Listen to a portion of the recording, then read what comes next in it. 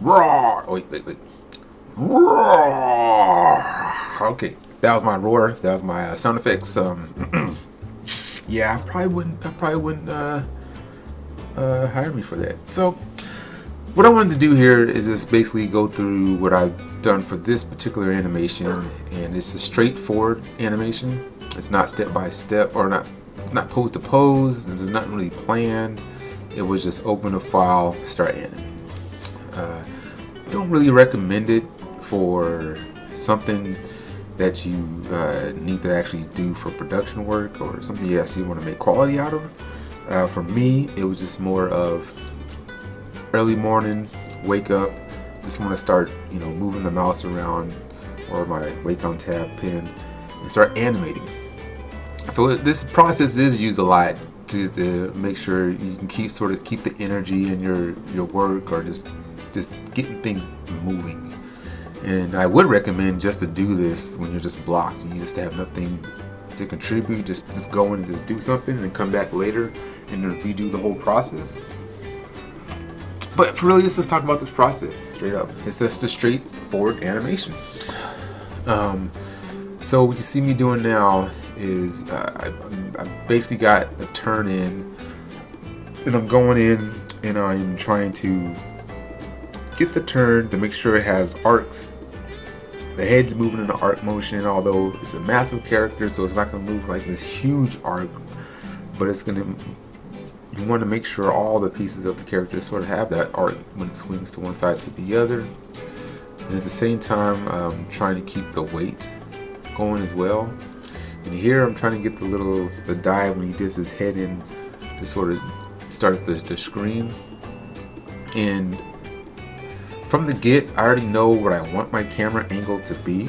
And since this is not like for games or anything, I'm sort of cheating on this side, because the camera angle, as you saw in the very beginning, is mostly to the screen right side.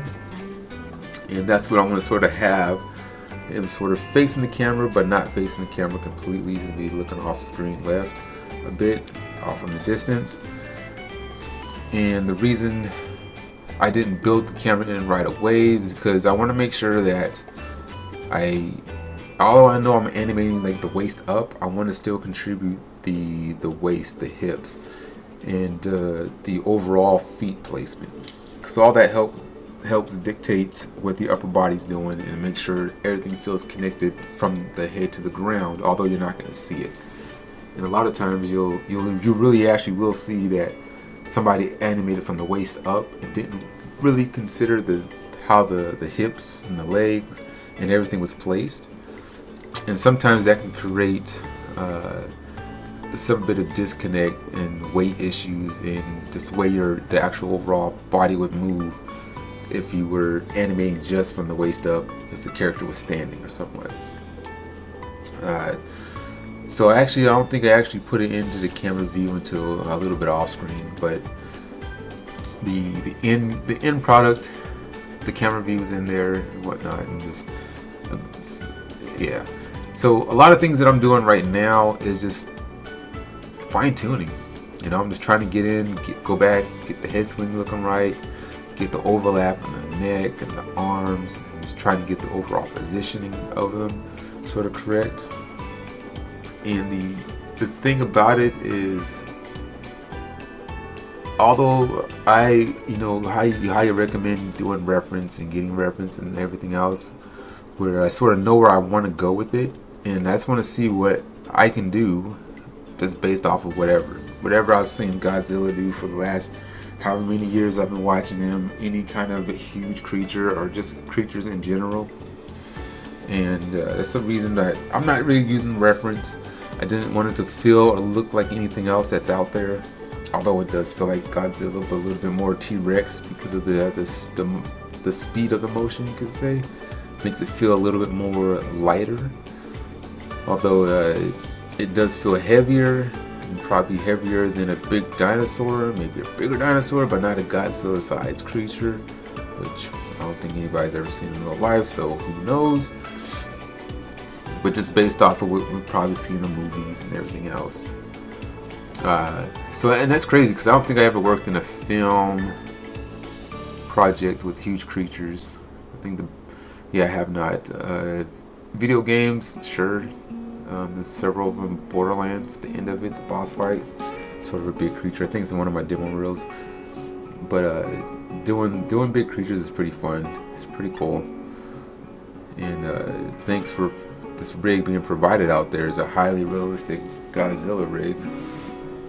I forget exactly who does it. I have it in the comments below, or not the comments, but I have it in the details just to make sure that they get props from it. But I got it from Agora Studios. They had a monthly animation test or contest that they were doing. It was already done. The deadline's done, passed or whatever. But had a great idea. Great idea. Took a while to do. Just didn't have time. Didn't find the time, or didn't make the time for it. So I didn't do it. But I'm going to continue to sort of work on a few things here and there before the movie comes out.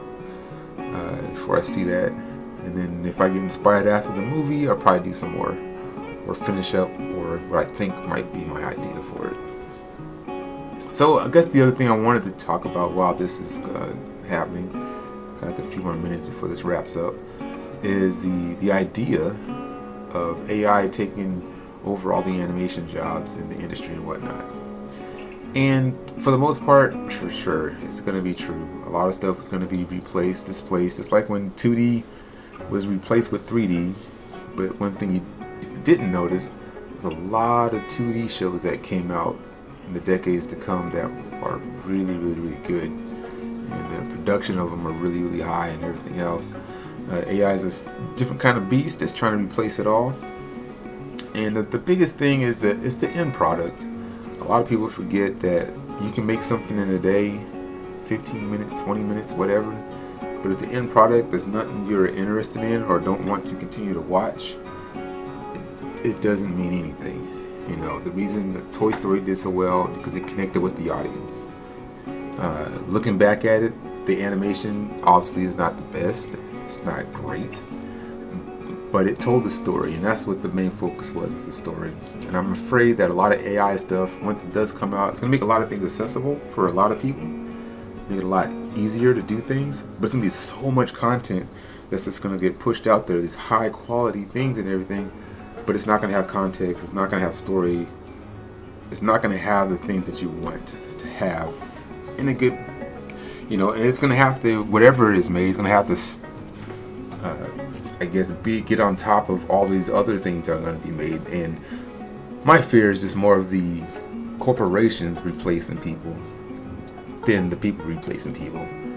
Because as an artist, artists will always be artists, whatever medium they are in. They're going to continue to do it. I will continue to do what I do. When AI takes over and rules the world, it's not going to stop me from doing what I do. But if people are relying on it for work, for a living, then it will change. And if other studios that people want to work for are doing the same thing, or relying on it to replace the worker, then obviously things will impact lives a lot. But as far as I know, I know in the next couple of years I would probably do my own projects, sort of like what I'm doing now. Like, there's nothing stopping me from animating Godzilla and just sticking up on the YouTube channel. Probably do that with other projects as well. But for those who are getting into the industry for the first time, and that's the fear, is like, oh, well, why should I even learn this when AI is going to be coming over, taking over everything? Well, for one, those who don't understand the animation process, the principles of it, and cannot really produce it on their own, will be at a disadvantage for those who do know how.